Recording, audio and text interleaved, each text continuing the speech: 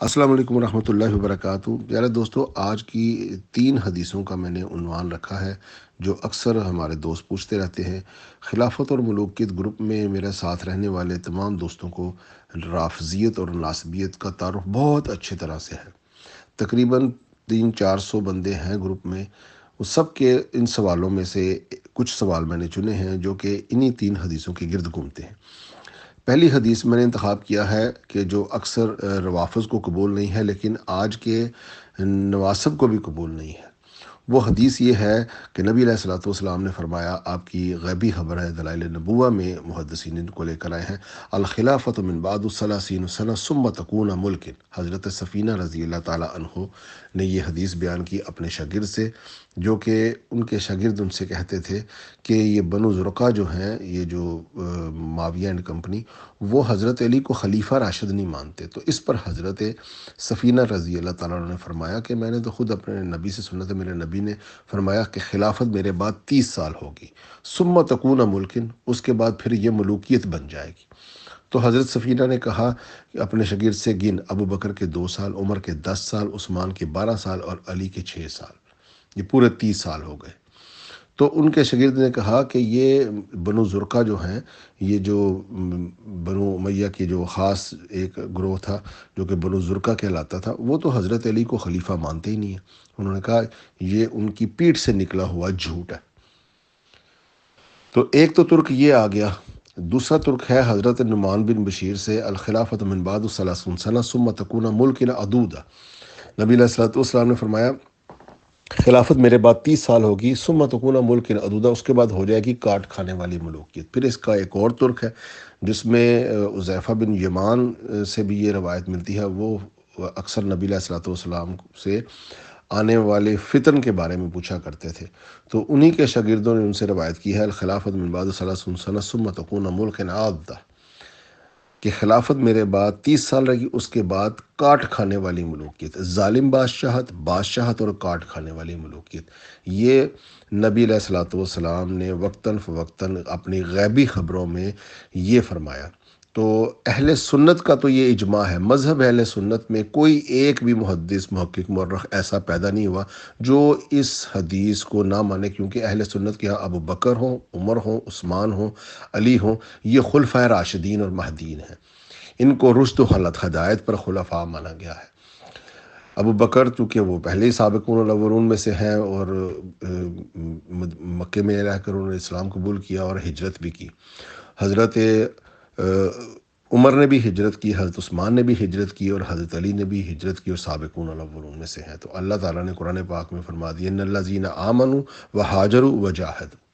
کہ جنہوں نے ایمان لے کر آئے اور ہجرت کری اور جہاد کیا، ان کے لیے جنتیں ہیں، ان کے لیے بخششیں ہیں، ان کے لیے جو ہے نا اللہ تعالیٰ کی نعمتیں ہیں۔ تو اہل سنت کا تو اس آیت سے بھی اجماع ہو جاتا ہے، اور ویسے بھی وہ بدر کی لڑائی میں شامل ہونے سے، احد کی لڑائی میں شامل ہونے سے، خندق کی لڑائی میں شامل ہونے سے اور بیعت رضوان بھی کر لینے سے، وہ اللہ تعالیٰ کی ان تمام جو فضیلت والے جو جگہ ہیں جہاں پر اللہ تعالیٰ نے خوش ہو کر ان سے راضی ہونے کا اعلان فرمایا اور نبی علیہ الصلوۃ والسلام نے بھی ان کے لیے فضیلتیں فرمائیں، وہاں تو یہ تینوں خلفاء اور بشمول حضرت علی بھی شامل ہیں اور وہ خلفاء بھی ہیں۔ تو اہل سنت کے منہج میں،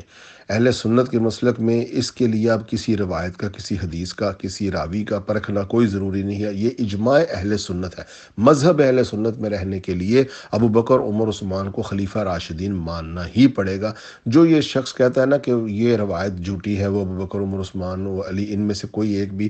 رشد و ہدایت پر نہیں ہے، تو وہ کم سے کم اپنے آپ کو سنی نہیں کہلوا سکتا، پھر وہ خارجی بن جائے یا پھر وہ جو ہے نا رافضی بن جائے، پھر وہ اہل سنت میں سے نہیں ہوگا۔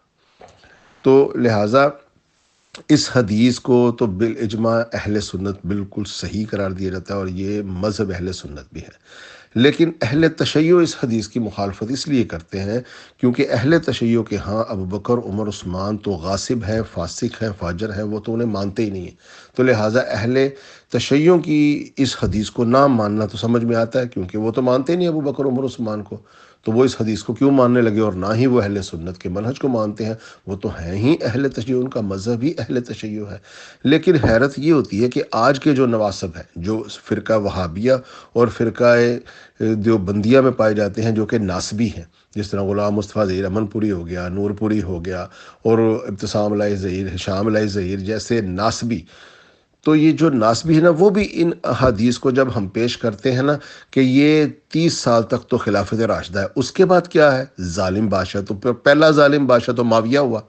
جب ہم یہ کہتے ہیں نا کہ یہ معاویہ ظالم بادشاہ، معاویہ کاٹ کھانے والی ملوکیت شروع کرنے والا، معاویہ رشد و ہدایت سے خارج، تب ان کی جو اندر کی ناسبیت کی رگ پھڑکتی ہے، وہ کہتے ہیں بھی ان احادیث کے اوپر سکم لگاؤ۔ تب یہ اہل سنت کے مسلک سے بھی ہٹ جاتے ہیں معاویہ کو بچانے کے لیے، پھر یہ اہل سنت کے منہج کو بھی برباد کر دیتے ہیں معاویہ کو بچانے کے لیے، کیونکہ جب ہم معاویہ کو باغی، فاسق، فاجر، حق سے خارج قرار دینے کے لیے یہ اہل سنت کا منہج پیش کرتے ہیں، اہل سنت کے منہج سے یہ حدیث پیش کرتے ہیں جس پر منہج اہل سنت کا اجماع ہے، تو یہ پھر ناسبی جو ہے نا، جو معاویہ پرست، یزید اور مروان پرست ٹولہ ہے، پھر وہ ان احادیث کو ہی ماننے سے انکار کر دیتا ہے۔ تو اس معاملے میں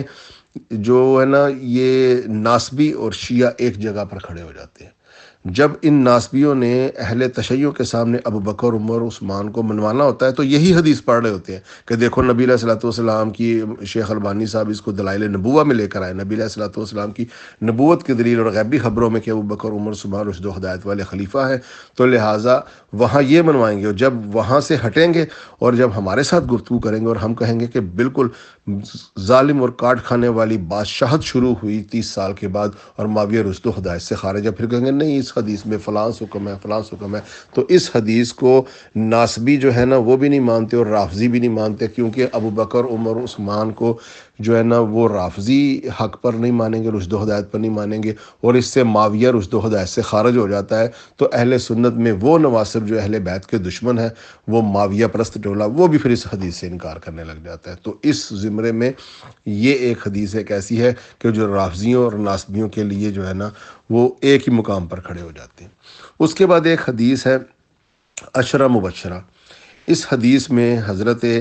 سعید ابن زید کوفے کی میں بیٹھے ہوئے تھے مسجد میں، اور معاویہ بھی وہاں موجود تھا، اور مغیرہ بن شعبہ ایک ایک بندے کو کھڑا کر کے وہ جو ہے نا وہ سب و شتم کرواتا تھا۔ تو سعید ابن زید جو کہ حضرت عمر کے بہنوئی ہیں، انہوں نے کہا یہ کس کو گالیاں نکلوا رہے ہیں، سب و شتم کروا رہے ہیں؟ تو انہوں نے کہا جی علی ابن ابی طالب کو۔ تو وہ تڑپ گئے، انہوں نے کہا دیکھو ان ظالم کو، ظالم کہا، حالانکہ اس سے سخت لفظ وہ کہہ نہیں سکتے تھے، وہ قتل ہی کروا دیتے۔ تو انہوں نے کہا دیکھو اس ظالم کو، اس شخص کو یہ گالیاں نکلوا رہا ہے جن کے بارے میں نے اپنے کانوں سے سنا کہ وہ جنتی ہے۔ تو لوگوں نے کہا وہ کیسے؟ انہوں نے کہا ہم ایک محفل میں بیٹھے تھے، وہاں نبی علیہ الصلوۃ والسلام نے فرمایا ابو بکر فی الجنہ، عمر فی الجنہ، عثمان فی الجنہ، علی فی الجنہ، طلحہ فی الجنہ، زبیر فی الجنہ، عبد الرحمن بن عوف فی الجنہ، سعد بن ابی وقاص فی الجنہ، ابو عبیدہ فی الجنہ، اور پھر وہ 9 بندوں کا نام لے کر خاموش ہو گئے۔ انہوں نے کہا اگر تم کہو تو میں تمہیں 10ویں کا نام بھی بتا دوں۔ تو سب نے کہا نہیں، آپ کو اللہ کی قسم آپ 10ویں کا نام بھی بتائیں۔ تو انہوں نے کہا وہ 10واں میں خود تھا، میں اپنا نام نہیں لینا چاہتا تھا۔ تو تم اس جنتی صحابی کو گالیاں نکلوا رہے ہو۔ اب یہ عشرہ مبشرہ والی حدیث جو ہے نا، یہ اہل سنت کے ہاں بالکل صحیح سند سے بیان کی جاتی ہے۔ تو اہل سنت کے منہج میں اس عشرہ مبشرہ والی حدیث کو 10 جنتی صحابہ کو جنتی قرار دیا گیا ہے اور اسے مانا جاتا ہے۔ لیکن اہل تشیع وہ کبھی بھی نہیں مانتے اس حدیث کو۔ اس کی وجہ کیا ہے؟ وہ ابو بکر کو تو وہ مانتے ہی نہیں کہ وہ خلیفہ راشد ہے، وہ تو کہتے ہیں انہوں نے بی بی فاطمہ کا جو ہے نا حق غصب کیا، فدق لے لیا، ہم اس کو نہیں مانتے۔ عمر کو اس لیے نہیں مانتے، وہ کہتے ہیں جی عمر بن خطاب نے بی بی فاطمہ کا دروازے کو جلایا اور آگ لگائی، ہم عمر کو بھی نہیں مانتے۔ عثمان، انہوں نے حضرت علی کی خلافت بنتی تھی، عثمان نے لے لی، ہم عثمان کو بھی نہیں مانتے۔ طلحہ و زبیر نے حضرت علی کی مخالفت میں نکلے، جنگ کی، تو طلحہ زبیر کو بھی فارغ کر دیتے۔ عبد الرحمن ابن عوف کو وہ اس لیے نہیں مانتے کہ انہوں نے انتخاب کیا تھا جب علی اور عثمان باقی رہ گئے تھے، تو عبد الرحمن بن عوف نے زیادتی کی، حضرت علی کے بجائے عثمان کو منتخب کیا، وہ عبد الرحمن بن عوف کو بھی خارج کر دیتے ہیں۔ سعد بن ابی وقاص کو شیعہ اس لیے نہیں مانتے، انہوں نے حضرت علی کی بیعت نہیں کی تھی، وہ کہتے ہیں ہم سعد بن ابی وقاص کو کیسے جنتی مان لیں۔ ابو عبیدہ کو وہ اس لیے نہیں مانتے کہ حضرت ابو بکر اور عمر کے ساتھ ثقیفہ میں ابو عبیدہ بھی گئے تھے، انہوں نے کہا جی ادھر ابو عبیدہ بھی تھے، لہٰذا ابو عبیدہ نے بھی ابو بکر کی بیعت کر کے ان کو خلیفہ بنانے میں جو نا مدد کی، ہم اسے بھی نہیں مانتے۔ حضرت عمر کے بنوئی سعید ابن زیاد کو تو شیعہ اس لیے نہیں مانیں گے کہ یہ روایت کر رہا ہے یہ حدیث، تو یہ جھوٹا بندہ، ہم اس کو مانتے ہی نہیں۔ تو شیعہ تو اس لیے ان 9 صحابہ کو نہیں مانتے، وہ تو حضرت علی کو ہی بس مانتے ہیں۔ شیعہ کی تو ہمیں سمجھ آتی ہے کہ کیونکہ وہ تو ان وجوہات سے ان کو نہیں مانتے۔ لیکن یہ جو ہمارے ناسبی ہے نا، یہ امن پوری اور نور پوری ٹولہ، یہ اس لیے اس اشرا مبشرہ والی حدیث میں سکم نکالتے ہیں کیونکہ اس اشرا مبشرہ والی حدیث کو پورا بیان نہیں کیا جاتا۔ آج میں آپ کو یہ حدیث تھوڑی پیچھے سے بتاتا ہوں۔ پوری حدیث جب یہ بیان کی جاتی ہے نا، تب یہ معاویہ گالیاں دلوانے والا ثابت ہو جاتا ہے، کیونکہ یہ حدیث بیان کرنے کا مقصد ہی سعید بن زید کا یہ تھا کہ معاویہ کی موجودگی میں معاویہ وہاں بیٹھا ہوا ہے اور مغیرہ بن شعبہ ایک ایک بندے کو کھڑا کر کے حضرت علی کو گالیاں نکلوا رہا ہے۔ یہ پوری حدیث بیان نہیں کرتے، یہ بس کہتے ہیں جی اشرا مبشرہ 10 جنتی صحابی اور ابو بکر عمر عثمان کو جنتی ثابت کرتے ہیں شیعوں کے سامنے۔ بھئی پوری حدیث پڑھیں کہ یہ حدیث بیان کرنے کی نوبت کیوں آئی؟ کیونکہ معاویہ کی موجودگی میں گالیاں دی جاتی تھیں حضرت علی کرم اللہ وجہہ کو، تو اس سے معاویہ حضرت علی کو گالیاں دلوانے والا 100% ثابت ہو گیا۔ اشرا مبشرہ والی حدیث ماننی ہے تو پوری مانو، ابو بکر عمر عثمان کو ہم جنتی مانیں گے، لیکن ساتھ ساتھ اس حدیث سے یہ بھی پتہ چل گیا کہ معاویہ گالیاں نکلواتا تھا حضرت علی کو، اس لیے یہ حدیث بیان کرنی پڑی۔ تو یہ حدیث پوری یہ ناسبی نہیں مانتے، یہ وہابیہ ٹولہ جو ہے نا یہ پوری حدیث نہیں مانتے، صرف اشرا مبشرہ لوگوں کو بتاتے ہیں، یہ نہیں بتاتے کہ معاویہ گالیاں دلوا رہا تھا۔ اس لیے یہاں شیعہ اس لیے نہیں مانتے کہ وہ ابو بکر عمر عثمان کو جنتی نہیں مانیں گے، اور یہ اس لیے پوری بیان نہیں کرتے کیونکہ معاویہ گالیاں نکلوانے والا ثابت ہو جاتا، تو اس حدیث میں بھی ناسبی اور رافضی ایک پیج پر کھڑے ہو جاتے۔